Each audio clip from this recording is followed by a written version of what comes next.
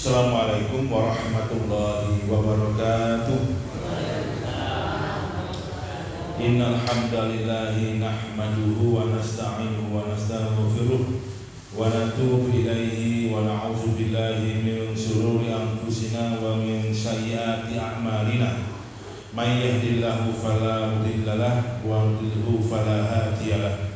Asyhadu an la ilaha illallah wahdahu la syarika lahu wa asyhadu anna Muhammadan abduhu la nabiyya ba'dahu wa la rasula ba'dahu. Shalatu wa salamu ala habibina Muhammadin sallallahu alaihi wasallam wa ala alihi wa ashabihi wa man tabi'ahum bi ihsanin ila yaumiddin. Faqala ta'ala fi kitabil karim, a'udzu billahi minasy syaithanir rajim. Bismillahirrahmanirrahim.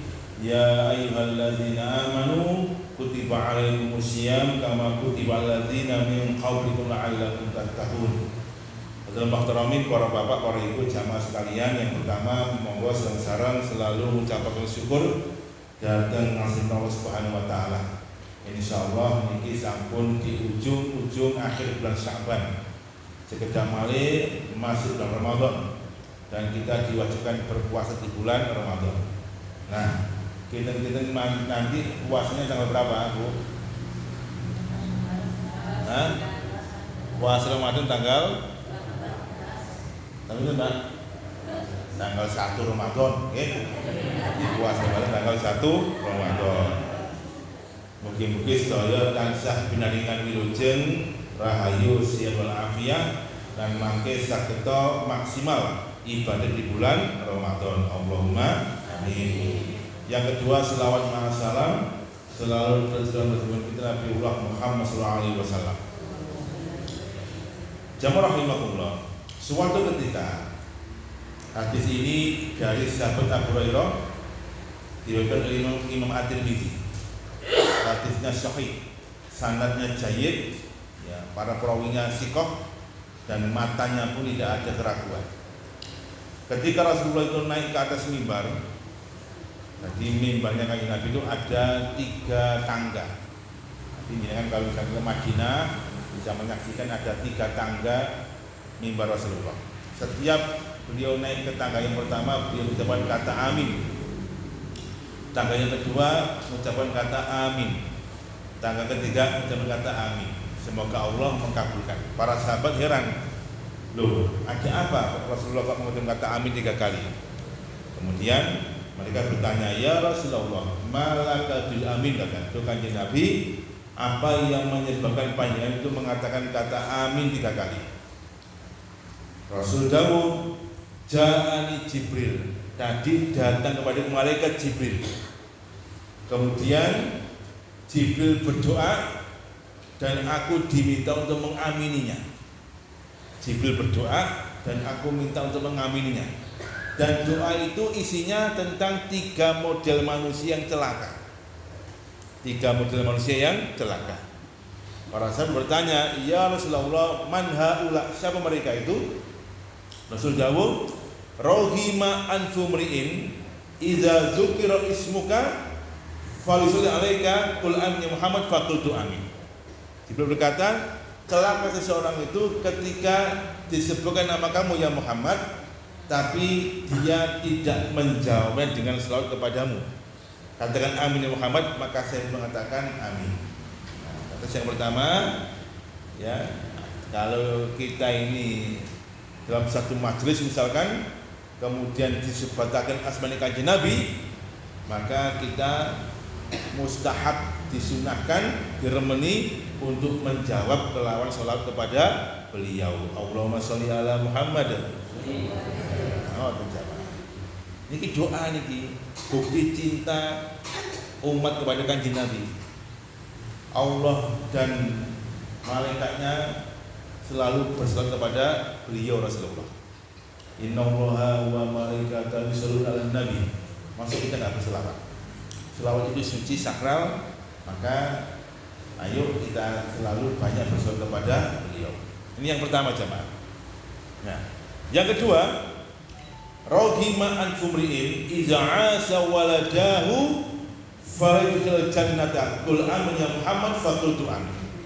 celaka seseorang itu nalikane diparingi kesempatan hidup bersama kedua orang tuanya, tapi ternyata orang tuanya itu atau kesempatan ini tidak bisa menghantarkan dia masuk surga. Katakan amin Muhammad, maka saya pun mengatakan amin. Yang ketiga adalah birrul walidain, berbakti kepada kedua orang tua. Niki istimewa rahimahullah. Posisi berbakti kepada orang tua itu nomor 2 setelah kita ini bertauhid, menyembah Allah Subhanahu wa taala. Wa qadha rabbuka alla ta'budu illa iyyah wa bil walidaini ihsana. Jadi Allah telah memerintahkan kepada kita sekalian untuk menyembah Allah. Jangan sekali menyekutukannya, bertauhid. Kemudian kepada kedua orang tua lah kamu itu berbakti. Jamaah rahimahullah, ada seorang laki-laki dari Yaman berangkat jauh ke Madinah untuk berbaiat kepada Rasulullah dan berjihad. Ditanya, min aina anta? Ya Rasulullah, ana rajulun Yaman. Saya ini laki-laki dari Yaman. Untuk apa kesini kamu itu? Jauh-jauh dari Yaman ke Madinah. Ya Rasulullah, uridul jihad. Saya ingin jihad bersama panjenengan. Kemudian kata Rasul, sudah izin pada orang tua kamu? Kamu berangkat ke sini? Sudah. Terus fa inni abqaituma. Ketika saya berangkat, mereka berdua menangis. Jadi izin jihad fisabilillah, orang tuanya menangis. Kadang-kadang buatan tego, ini anak budal jihad fisabilillah. Padahal jihad ini jamaah rahimahullah, puncak Islam itu jihad fisabilillah. Dari waktu sana fil Islam al jihad fisabilillah. Puncak Islam adalah jihad fisabilillah. Orang itu kalau sudah jihad, masya Allah, kalau dia syahid, surga tempat kembalinya. Tapi orang tuanya menangis. Apa kata Rasul? Irji' ilaihima, pulang kamu kepada kedua orang tua kamu. Fa'asid rumaka abkaitahuma, bikin mereka tertawa kembali sebagaimana engkau telah menjadikan dia itu menangis. Jamaah rahimahullah, nangis no wong tuwa dalam masalah ketaatan niku Rasul mboten purun, mboten remen. Apalagi anak sekarang ini, masya Allah, njaluk HP gak dituruti, misu-misu. Njaluk sepeda motor disemayani, ngamuk-ngamuk. Wong tua ngeles dodol. Ngoten nggih? Nah, ayo saiki ngoten iki. Padahal ya, nangis wong tua izin bisa bilang Rasul mboten remen jamaah. Ini laki-laki suruh pulang kembali ke Yaman. Napa malih nangis wong tua dalam hal masalah kemaksiatan. Subhanallah. Ada seorang laki-laki mendatangi Ibnu Abbas. Ibnu Abbas ketika itu didamping oleh murid namanya Atta. Datang dia curhat. Hadis ini riwayat Imam Bukhari dalam kitab Al-Adabul Mufrad. Ya Ibnu Abbas, ini khatabtu imra'atan. Di Ibnu Abbas, saya ini pernah melamar seorang wanita untuk saya ajak menikah. Fa'abat, tapi dia menolak lamaran. Ya enggak apa-apalah, mungkin belum rezeki saya. Tetapi yang bikin saya itu marah, ada orang lain yang melamar dia dan dia terima lamarannya. Padahal Ibnu Abbas secara kualitas insya Allah lebih baik daripada saya. Ganteng sih, gantengan aku. Ya, apa mana? Ya wis pokoknya rata-rata lebih baik daripada saya. Ini malah diterima lamarannya. Maka saya sakit hati. Fakotal tua, maka saya bunuh wanita itu. Ya, saya bunuh wanita itu. Barji barbeh, barji diberkabeh. Bunuh wanita itu. Terus gimana? Saya menyesal. Ya Ibnu Abbas, hal ini taubatin, apakah ada peluang bagi kita untuk bertobat ketika saya telah membunuh seorang wanita? Apa jadi Ibnu Abbas? Ibnu Abbas tidak menjawab. Dia malah bertanya, halaka ummah, apakah kamu masih punya ibu? Ibu kamu masih hidup? Lah, sampun sedo. Bapak sampun sedo. Ya udah.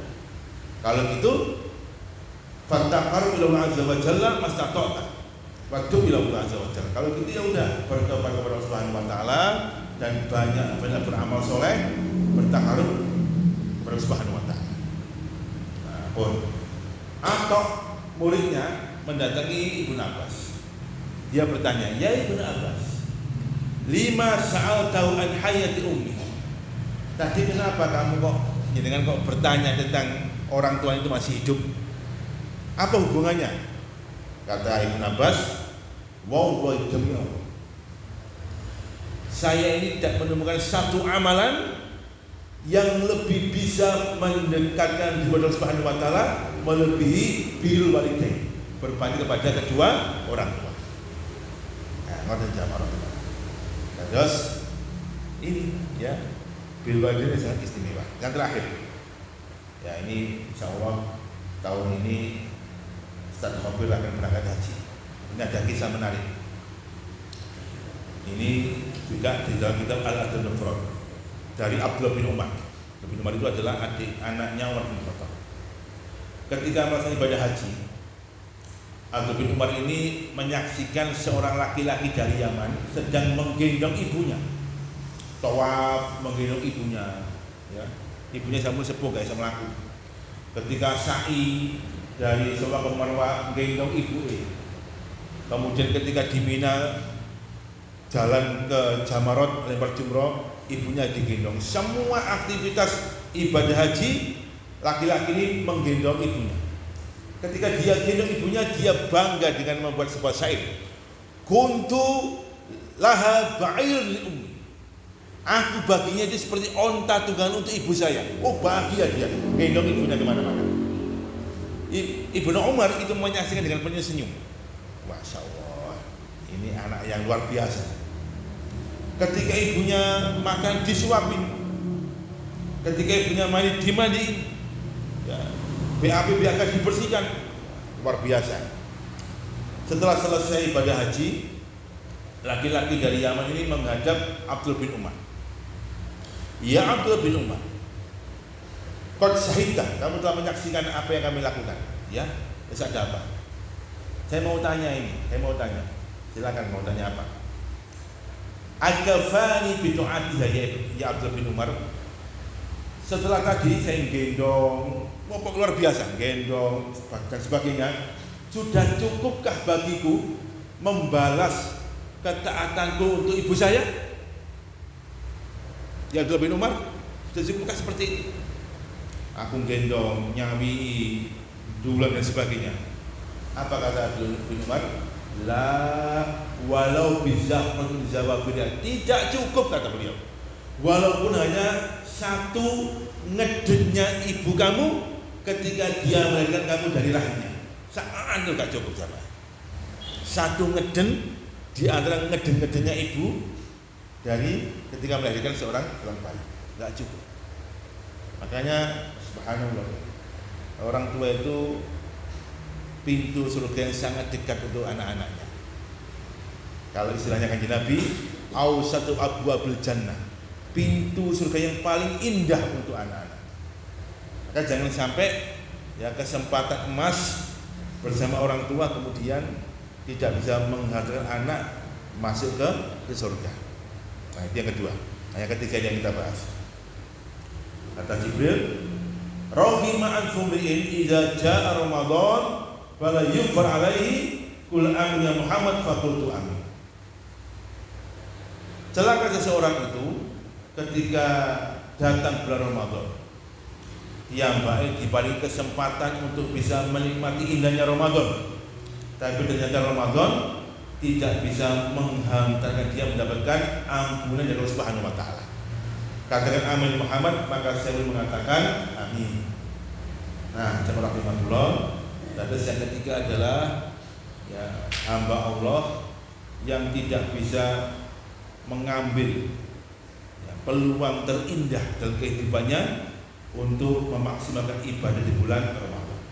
Makanya kemudian hari ini kita akan berbekal bersama-sama agar nanti Ramadan kita ini 1447 Hijriah itu adalah Ramadan yang terbaik dalam kehidupan kita. Ya. Dan apabila ini adalah Ramadan terakhir kita, mudah-mudahan ini penutup Ramadan yang terbaik dalam kehidupan kita. Jamaah rahimakumullah. Puasa itu adalah amalan yang sangat istimewa. Sangat istimewa. Itu milik Allah Subhanahu wa taala. Makanya kemudian datang seorang laki-laki menghadap Rasulullah. Ya Rasulullah, murni bi amalin yudkhilul jannah. Tuh kanjeng Nabi, perintahkan aku satu amalan yang bisa menjaminku masuk surga. Satu amalan yang bisa menjamin dia masuk surga. Apa kata Rasul? Alaika bisyam fa innahu la idlah. Cukup bagimu dengan puasa. Puasa itu tidak ada tandingannya, kata beliau. Tidak ada tandingannya. Kenapa tidak ada tandingannya? Karena puasa itu amalan istimewa milik Allah Subhanahu wa taala. Kalau amalan lain itu milik panjenengan. Jenengan salat itu milik panjenengan. Dengan sedekah itu milik panjenengan. Jenengan beramal soleh apapun itu milik panjenengan. Tapi puasa itu milik Allah Subhanahu wa taala. Sebagaimana hadits kursi bahwa Allah berfirman, kullu amali bani adama lahu illa siyam fa innahu li wa ana ajzi bih, kata Allah. Setiap atau semua amal-amal soleh anak Adam itu miliknya, kecuali puasa. Puasa itu milikku, kata Allah Subhanahu wa taala, dan aku langsung yang akan berikan dia pahala yang sangat istimewa. Kenapa puasa itu istimewa dan milik Allah Subhanahu wa taala? Kata Allah, fa innahu yad'u ta'amahu wa syarabahu wa syahwatahu li ajli. Karena orang berpuasa itu dia kuat tekadnya menahan atau meninggalkan rasa laparnya, meninggalkan rasa hausnya, meninggalkan syahwatnya karena aku, kata Allah Subhanahu wa taala. Ramadan sama. Dan terus wong poso iku ya ngelak. Iya. Wong poso iku ya luwe. Nek ana wong ngomong kula niki Ustaz, poso pengalaman kathah. Gak luwe blas kula niki lho, gak poso sampean. Kula poso gak ngelak blas. Poso niku ngelak jamaah. Poso iku ya luwe. Makanya dalam istilah fikih disebutkan ya, poso itu adalah al-imsaku anil mufattirati, menahan dari berbagai macam hal yang membatalkannya, min syurbin au aklin au syahwatin, bisa makanan, bisa minuman, bisa syahwat. Min tulu'il fajri ila ghurbi syamsi, mulai dari terbit fajar subuh sampai dengan terbenam matahari maghrib. Ma'an niyati, bersama dengan niat. Dados poso iku mulai dari subuh sampai dengan maghrib, sehingga gak ono sing jenenge poso beduk itu gak ono. Nggih, Pak, gak ono jenenge poso beduk. Kula kepengin ngajari anak kula Ustaz berpuasa. Anak kecil belum balik gak wajib dia berpuasa. Kalau ingin ngajari tetap ajarkan poso maghrib. Nek jangan ngajari poso beduk itu bid'ah mungkarat. Bid'ah itu. Makanya tetap ajarin anak poso maghrib, kalau nggak kuat selesai udah. Dia nggak wajib. Nah, kemudian kalau misalkan kita ini sahur, mari delok bal-balan, 3 champion keturun, sahur telat. Ya. Dia ana pangan iki. Ngombe kopi misalkan, ya ngombe kopi oleh separuh kumandang azan subuh, selesai sudah. Mangan ya oleh separuh azan, selesai sudah. Enggak diterusno. Man Ustaz mubazir, enggak boleh. Ini manhaj kita, HPT ya. Udah, kalau salafi masih boleh. Salafi itu masih boleh. Kalau kita minum separuh azan maghrib itu masih boleh diminum. Itu salafi. Kalau kita udah enggak. Ya. Tapi kalau kita azan maghrib kemudian sudah, man Ustaz lebono kulkas engko maghrib diinget maneh. Ya. Karena udah jelas itu. Ma'annya bersama dengan niat. Artinya kalau kita ini puasa harus ada niat. Niat itu membedakan jenengan itu poso wajib napa poso sunnah. Keranten beda. Nek poso wajib itu para ulama sepakat itu niat dimulai dari maghrib sampai dengan fajar. Sampai dengan subuh itu niat. Dan niat tidak usah dilafadzkan, enggak perlu. Pokoknya sampun di hati pun kula niat poso Ramadan selesai sudah. Nah, kalau kita ini sampai subuh belum niat, kita nggak bisa puasa Ramadan. Nah, kalau puasa sunnah itu dari maghrib sampai dengan zawal, matahari tergelincir atau sholat duhur. Misalnya dengan ya, jam 10 durung mangan blas. Kemudian mulai, Bu, ono pangan, Bu. Kau nek Mas suruh masak. Ya wis aku tak poso wis jam 10. Mboten napa-napa. Niku puasa sunnah. Nah, jamaah rahimahullah, kita lanjutkan lagi. Puasa itu istimewa jamaah rahimahullah. Maka kemudian di hadis berikut dikatakan la khulufu fami shaimi atyabu 'indallahi yaumal qiyamati marihil misk. Orang yang berpuasa itu kata Allah Subhanahu wa taala abape wong poso itu itu lebih harum di sisi Allah dari minyak misk. Abape wong poso. Secara umum gini nggih, baik puasa sunnah maupun puasa wajib. Tak percaya jenengan. Mangke monggo ijol-ijolan abab kali koncone. Untuk ngeraosaken bahwa abab yang puasa itu lebih harum daripada minyak misk. Walisaimi farhatani. Ada harful lam, ini limilk, hanya khusus orang berpuasa sajalah yang punya dua kebahagiaan kata Allah Subhanahu wa taala. Yang enggak poso enggak dapat kebahagiaan. Kata beliau, kata Rasul, ya kursi ini farhatun inda iftari. Bahagia ketika dia berbuka puasa. Masya Allah nih. Wong poso itu bahagia jamaah nalikane berbuka puasa. Gitu? Ayo wis mangki ngaraosaken di omah ana wong papat, ana bapake, ana ibu, ana anak loro. Buka puasa iftar, omben-ombene wong papat gale sing padha. Anak sing ragil kepengin jus apokat. Sing nomor barep jus sirsak, ibuke jus nanas, bapake banyu putih.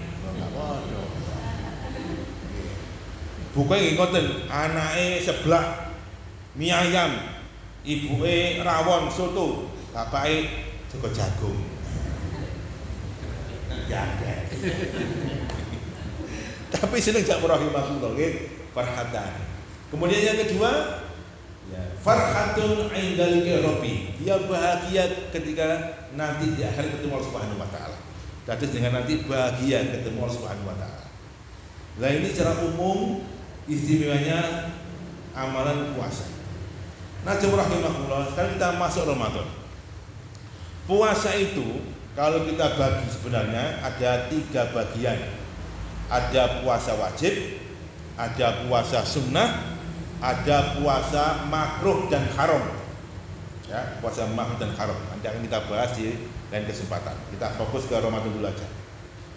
Puasa wajib itu ada 3 macam jamaah. Perlu kita pahami, ada 3 macam puasa wajib. Yang pertama wajib karena ikatan waktu, yaitu bulan Ramadan. Ya. Bulan Ramadan wajib berpuasa. Kata Allah, Bismillahirrahmanirrahim, ya ayyuhalladzina amanu, wahai orang-orang yang beriman. Kalimatnya diawali dengan kalimat ya ayyuhalladzina amanu, panggilan kepada orang beriman. Sehingga beriman yengkrih. Ini khusus orang beriman. Makanya para ulama tafsir berkomentar ketika ada kalimat ya ayyuhalladzina amanu, dikomentari alaikum bisima. Rungokno, dengarkan. Ada pesan yang sangat penting yang akan Allah sampaikan. Apa pesannya? Kutiba alaikumusiyam, diwajibkan atas kamu berpuasa. Jadi puasa Ramadan hukumnya wajib. Sehingga kalau ada orang beriman, berakal sehat, dan dia ini tidak punya uzur, kemudian dia enggak berpuasa di bulan Ramadan, itu dosa besar. Oke, dosa besar. Lah bocah gak bocah cak wong sehat ngene. Alas-alas senang. Oh, dosa nih. Dosa besar. Rasul dawuh hadis dari Imam Muslim. Man aftara yauman fi Ramadan bila uzri. Barang siapa yang dia tidak berpuasa satu hari di bulan Ramadan tanpa ada uzur, okay. Satu hari di bulan Ramadan tanpa ada uzur dia enggak berpuasa. Apa kata Rasul? Lam yaqdihi walau shauma bidar. Tidak cukup baginya mengkodoknya walaupun dia puasa selama 1 tahun. Subhanallah. Satu hari enggak puasa Ramadan jamaah tanpa ada uzur itu enggak cukup kita ini mengkodoknya walaupun dengan 1 tahun. Nah, tapi kalau kita ada uzur setunggal bisa setunggal. Misalkan dengan sakit, tak kuat puasa, mokel bener-bener makai dikodok di lain waktu. Dengan safar ke Madiun, ya Allah, wetenge kok mulai luwe, tak kuat lemes, mampir yang betul Madiun. Ya, buka, waktu napa-napa, nanti dikodok di waktu yang lain. Nah, tapi kalau enggak ada uzur, dia enggak berpuasa, subhanallah. Dalam satu kesempatan Rasul sedang tertidur ringan. Kemudian didatangi 2 malaikat. Dituntun. Malaikat berkata, "Ya Muhammad, as'id," katanya. "Hai Muhammad, naiklah ke bukit itu." Apa kata Rasul? "Ma kuntu taqatan." Aku enggak mampu naik ke bukit itu. Terlalu curam, kata beliau. Udah, kami tuntun engkau untuk naik ke bukit itu. Maka Rasul dituntun 2 malaikat naik ke bukit itu. Sampai di tengah, Rasul mendengar suara teriakan manusia. Rasul bertanya, "Ma siyahu haula?" Itu teriakan apa itu? Dijawab, "Hum ahlun nar." Itu teriakannya pada penghuni neraka. Maka Rasul naik lagi, sampailah beliau ke atas bukit, menyaksikan ya, beberapa hamba Allah yang disiksa. Salah satunya adalah seorang hamba Allah yang kakinya itu ditarik ke atas, kepala di bawah, kemudian mulutnya disobek sampai bertemu dengan ujung ke ujung, lidahnya ditarik dan diikat. Rasul bertanya, "Siapa itu?" Dijawab, "Allazi la yasumu fi Ramadan bi uzri." Itu adalah orang yang tidak berpuasa di bulan Ramadan tanpa ada uzur. Nah, seperti itu. Maka Ramadan berpuasa hukumnya wajib. Yang kedua, puasa wajib yang kedua adalah puasa wajib karena kafarat. Karena sebab. Ya, karena sebab maka dia kena puasa. Misalkan ada anggota dewan terpilih disumpah, "Demi Allah saya bersumpah selama jadi anggota dewan tidak akan korupsi, tidak akan menyengsarakan umat." Ternyata terbukti dia korupsi, berarti dia melanggar sumpah, maka dia kena kafarat, dia wajib berpuasa, namanya kafaratul yamin, puasa karena dia bersumpah menyalahi sumpahnya 3 hari berturut-turut. Enteng ya. Ya mari oleh 10 miliar, poso telung dino enteng. Ya, atasipun kalau kita bersumpah kemudian tidak memenuhi sumpah kita wajib berpuasa 3 hari berturut. Ini namanya puasa kafarat. Yang ketiga, puasa wajib karena ada syarat. Ada syarat namanya puasa nazar.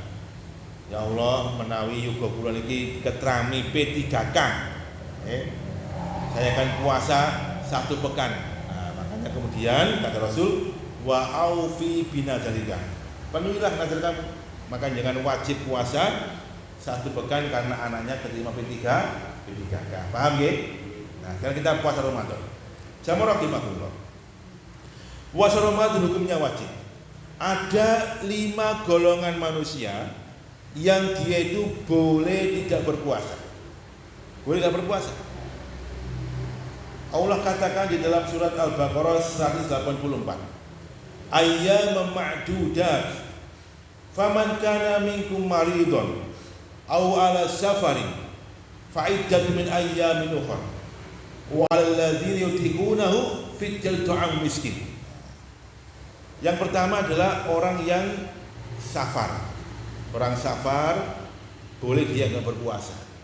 Kalau dia nggak kuat, monggo. Tapi dikodok di waktu yang lain. Sakit boleh dia nggak berpuasa, mokel, monggo. Tapi dikodok di waktu yang lain.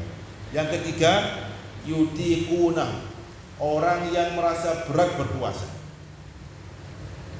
Siapakah mereka itu? Ya, ada 3 macam. Orang yang merasa berat dia ini berpuasa sehingga tidak usah mengkodok, cukup membayar fidyah mawon. Nomor setunggal menika saikhun kabir, wong tuwek sing wis tuwek. Nah, maksud nggih iki istilah kula niki.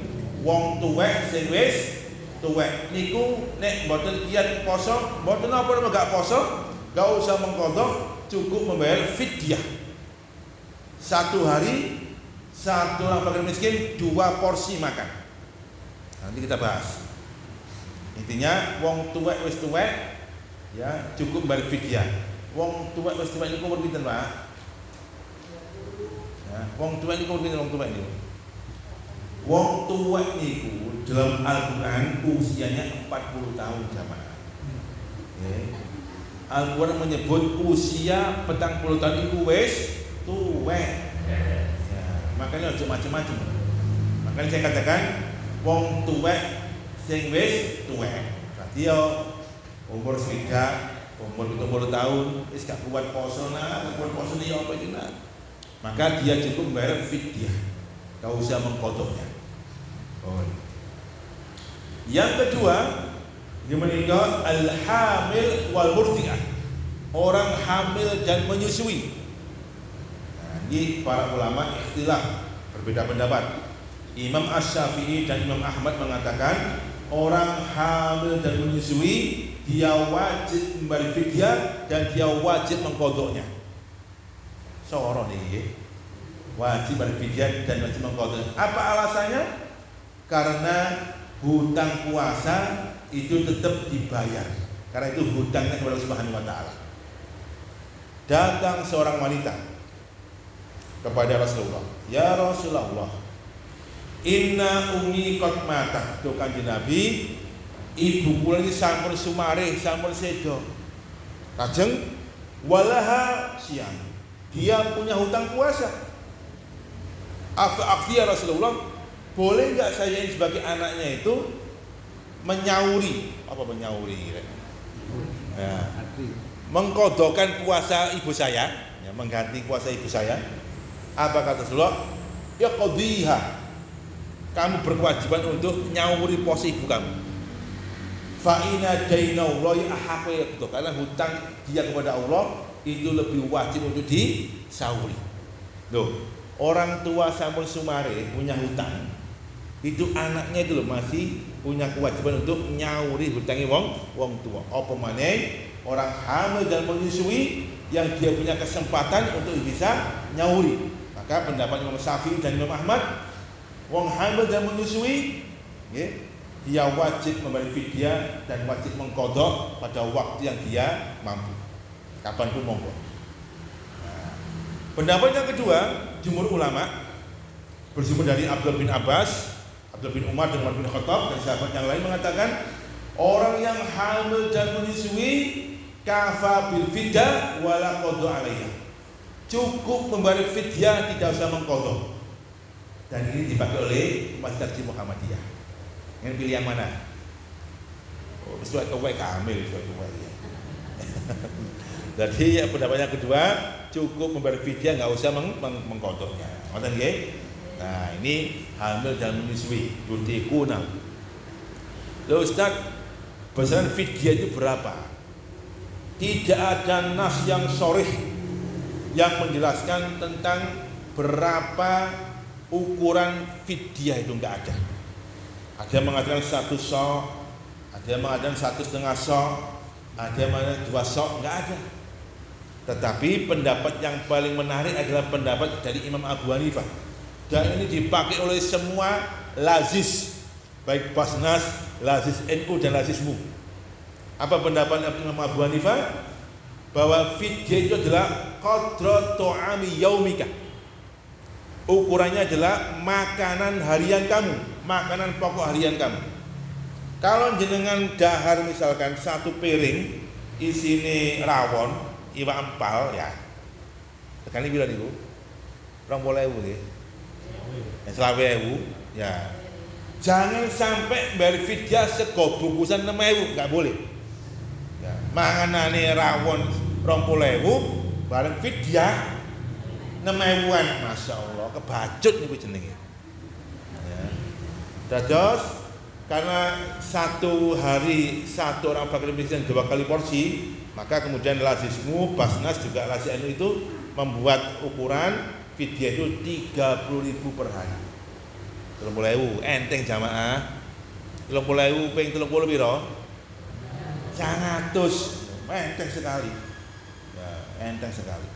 Untuk orang tua kita yang tidak berpuasa. Kalau saya ya saya buat ukuran 50.000. Sehingga ya waktu itu ya udah satu Ramadan 1.500.000. Jadi ngoten nggih. Jadi jangan sampai makanan kita itu rawon, soto, kekil, apa maneh? Sop buntut, bareng fidyah, sego bungkus 6.000 ya Allah, boten ansal. Jadi qadra ta'ami yaumika, ukuran adalah makanan harian kamu. Ngoten nggih. Nah, yang ketiga, ukuran yang ketiga adalah al-ummal, para pekerja berat, tukang. Nah, tukang ini tetap di dalam fikih kita, tukang tetap dia berkewajiban membayar untuk mengkodok di waktu yang lain. Kemudian yang keempat orang yang haid, yang kelima orang yang nifas. Ya, haid dan nifas haram hukumnya untuk berpuasa. Meskipun misalkan jenengan maghribe kurang sak menit kemudian bocor, bocor udah batal pun posone. Gak usah eman Ustaz, gak usah eman. Nek wis haid nifas selesai kita. Beberapa ummahat itu mendatangi Aisyah. Ya Aisyah, kita ini wanita punya siklus libur. Ini bagaimana kalau kita ini libur, gak puasa dan gak sholat? Itu bagaimana hukumnya? Aisyah pun bertanya kepada Rasulullah tentang pertanyaan para wanita muslimah di Madinah. Rasul menjawabnya dan kemudian jawaban ini disampaikan Aisyah kepada para wanita-wanita muslimah. Dia mengatakan, kunna nu'maru biqadhi siyam la biqadhi shalah. Kita ini para wanita punya siklus libur, sehingga kemudian kita diberitakan untuk mengqadha puasa, tidak usah mengqadha shalah. Di wong wedok nek punya siklus libur haid ya, pas Ramadan tak poso, cukup mengkodok puasa Ramadannya saja, tidak usah mengkodok sholat. Ngerti nggih? Nah, rahimahullah, Ramadan bulan istimewa. Ketika masuk awal Ramadan, Rasul berdiri di hadapan para sahabat dan beliau dawuh, "Ja'akum Ramadan, syahrul mubarak." Telah datang kepada sekalian bulan Ramadan, bulan yang penuh keberkahan. Furidat fihi siyam, diwajibkan di dalamnya untuk berpuasa. Futihat abwabul jannah, dibuka lebar-lebar pintu-pintu surga. Wa ghuliqat abwabul jahim, dan ditutup rapat-rapat pintu-pintu neraka. Wa sufidatis sayatin, dan setan dibelenggu. Jadi setan dirantai, enggak bisa keluar. Mulai dari tuyul sampai malampir diterak, dikerangkeng kabeh. Lho Ustaz, tapi kono sing berbuat kejahatan Ustaz, sing berbuat kejahatan itu bukan dari setan, tapi dari genderuwo ndas ireng. Nggih. Napa Bu? Genderuwo ndas ireng, makanya dikatakan minal jinnati wan nas. Dari golongan jin dikerangkeng enggak bisa keluar udah. Sing keleleran adalah genderuwo ndas ireng. Niku sing ngejak jenengan macam-macam. Ya. Kemudian kata Rasul, wa fihi lailatun khairun min alfi syahr. Di malam itu ada satu malam yang sangat istimewa, yang lebih daripada 1000 bulan. Malam apa itu? Lailatul Qadar. Wa qala malak, setiap malam itu malaikat itu berteriak kepada kita, ya baghiyal khair abshir, wahai hamba-hamba Allah yang suka berbuat kebaikan, teruslah berbuat kebaikan. Banyak kabar gembira untuk kalian semuanya. Wa ya baghiyal syarr abshir, wahai hamba-hamba Allah yang suka berbuat kejahatan, berhentikan. Kemudian wa inna likulli lailatin utaqau minan nar. Setiap malam bulan Ramadan itu Allah akan memilih hamba-hambanya untuk dibebaskan dari api neraka. Wa dzalika fi kulli lail, dan itu dari setiap malam. Jadi kalau kita ini mendengarkan khatib atau ustadz yang menyampaikan ceramah, misalkan menyitir hadis Nabi bahwa Ramadan itu dibagi 3 golongan. Awalu rahmah, awalnya rahmat. Wa ausatuhu maghfirah, pertengahannya adalah ampunan. Kemudian wa akhiruhu itqu minan nar, terakhir adalah pembebasan dari neraka. Itu hadisnya dhaif. Kenapa dhaif? Karena Ramadan istimewa. Mulai awal sampai akhir itu rahmat. Mulai awal sampai akhir itu maghfirah. Mulai awal sampai akhir adalah itqu minan nar, pembebas dari api neraka. Makanya ayo kita siapkan betul untuk menyambut bulan Ramadan sebaik-baiknya. Terus bagaimana caranya? Canangkan 5 amalan penting di bulan Ramadan. Kalau saya belum mengatakan, wajib untuk dilakukan. Yang pertama tentu puasa Ramadan, wajib dilakukan. Yang kedua, qiyamul lail Ramadan, sholat tarawih. Khusus bulan Ramadan lebih utama sholat tarawih berjamaah bersama imam atau jamaah. Jangan boleh sholat tarawih di rumah, monggo, tapi lebih istimewa datang ke masjid bersama imam, sholat ma'al imam. Kalau sudah bersama imam, selesaikan sampai selesai, nggak boleh pulang, nggak boleh pulang, karena hadisnya jelas.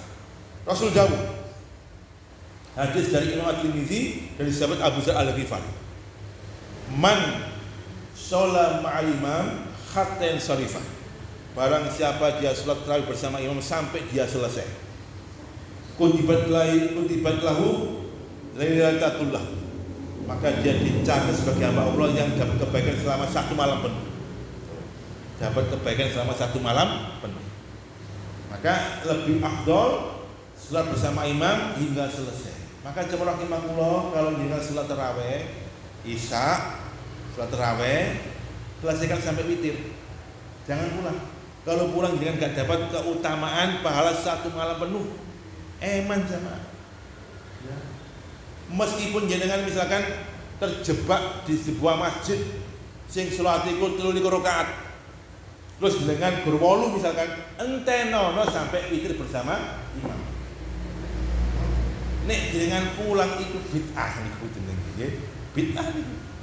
Makanya saya kan terjadwal di masjidnya teman sebelah di belakang PCNU. Terus itu menarik sekali. Ya kulu terus sebenarnya. Iku mari isya jam rahimahullah itu ceramah. Mari isya ceramah kultum, kemudian lanjut tarawih dan witir. Ini enggak pulang. Nah, kalau kita ini kan isya, tarawih, kultum, witir. Kultum mulai kabeh wong. Makanya kalau kita bisa rubah, mari isya, kultum aja dawa-dawa. Nggih. Kultum kok dawa-dawa ya. Kemudian tarawih dan witir. Jadi seperti itu jemaah. Kalau kita sholat tarawih, ya selesaikan bersama imam sampai dengan witir. Kalau dengan pulang misalkan, Ustaz pulang langsung Ustaz, ya apa? Mengke witirnya balik mana? Nah, witirnya balik mana? Kan mulai ceramah, witirnya balik mana? Ya, terus yang dihitung adalah sholat tarawih dan witir, ceramah nggak masuk. Ngerti nggih? Ya, hadis sahih yang ketiga yaitu baca Al-Quran. Baca Al-Quran pun sikat mawon. Kita ini kalau baca Al-Quran itu masya Allah oleh sak lembar mripate wis mabot. Nggih. Ngap-angop ae, bokonge panas oleh sak lembar bulan. Koyo-koyoke wabawet sik rek. Main HP. 2 jam gak kerasa, lho wis jam 12. Sedaqallahul azim. Sedina tok oleh sak lembar. Ngoten nggih? Leres gak? Iya, padha bisa ngomong ngene iki. Monggo sing durung iso maca Quran wajib iso maca Quran. Nggih, enggak ada usia tua belajar Al-Qur'an, wajib bisa baca Al-Qur'an. Ini nanti difasilitasi oleh Mas Anton, sing gak iso maca Quran dibuatkan kelas khusus bisa baca Al-Qur'an. Wajib jamaah. Jangan sampai kita ini dikasih usia sekian tahun dereng saged maca Quran, masyaallah.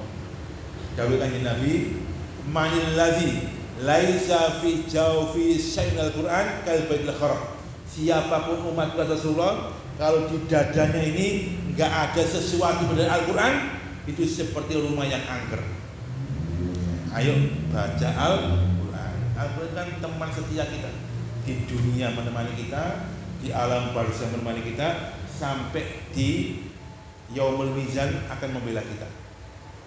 Membela kita jamaah rahimahullah. Makanya Rasulullah itu terakhir setelah baca Al-Qur'an, beliau selalu berdoa. Allahumma ja'al hadzal Qur'an hujjatan lana wa la alaina. Ya Allah, jadikan Al-Qur'an ini sebagai hujjatan lana, pembelaku kelak pada hari kiamat.